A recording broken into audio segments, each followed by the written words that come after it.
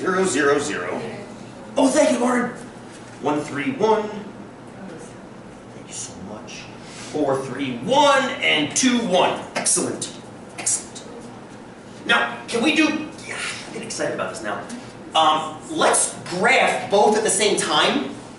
Let's graph your results and graph the theoretical results and see how close they are. Okay, graph. This is... Say that again? What kind of graph do? I think here's where the TIs kind of suck.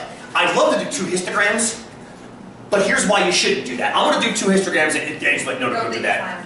They lie on top of each other and it becomes hard to see them. So let's do this. Let's set them up together. Second y equals.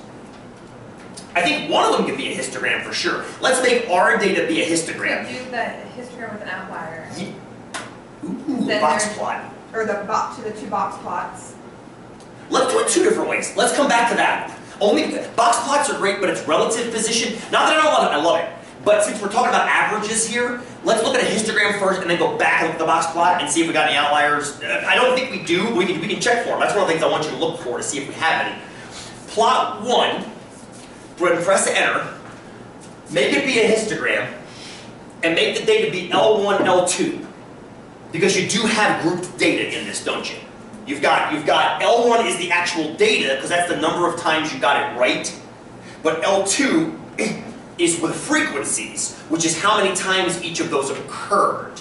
So you have to keep track of that as well, don't you? You have to know how many zeros, how many 5s, how many 7s.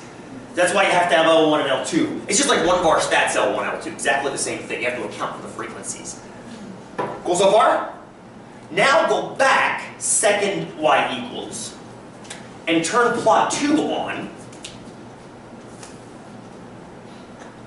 and just pick, I think we're going to use this guy right here. He's going to be histogrammy, but it's a line graph versus a histogram. And the reason I pick it differently is because you'll actually see both graphs. The TI, because it doesn't have multiple colors, because you can't tilt and make it 3D, you won't be able to see, you won't be able to compare them back and forth. So let's go and make it that type. What do you think these are going to be? L1 and L3. Because you're theoretical. Remember we dumped that into L3? That was the L2 or whatever it was. Yeah, L2 times 16. So this will be what theoretically happens. L1, still the data, but L3, and you can leave the mark on that. What that'll do is it'll put a dot at each one of the whole numbers 0, 1, 2, 3, 4, and 5. We may have to finagle the window, but at least we're set up now. Cool so far? I think we're getting there. I think we're getting there. I love this. The reason I love comparing it to the theoretical is this is exactly the argument we're going to take with the rest of this course, which is seeing if something has changed. We're going to go into this assuming, we're going to go and play devil's advocate. I don't believe in the energy field. I think you're just guessing. This is cool. Let's take a look. Zoom 9 will get us 2 graphs. There's our histogram, and there's... Finagle. I think we should finagle. I'd like to finagle a little bit because it gives us 7 bars like it always does. Actually, it gives us 6 bars. But I gave us 7. Let's make it give us the number of bars we want. I want 1 bar per 0, 1, 2, 3, and so forth. So if you go to window, we can fix that pretty easily right here. Make that a 1. It's a strange thing. And make that 11. Remember that trick from back in the day? You have to go 1 more than your highest data point. That trick we always dealt with back in 243. Annoying. The min and max the y's are probably fine. Now press graph. Oh.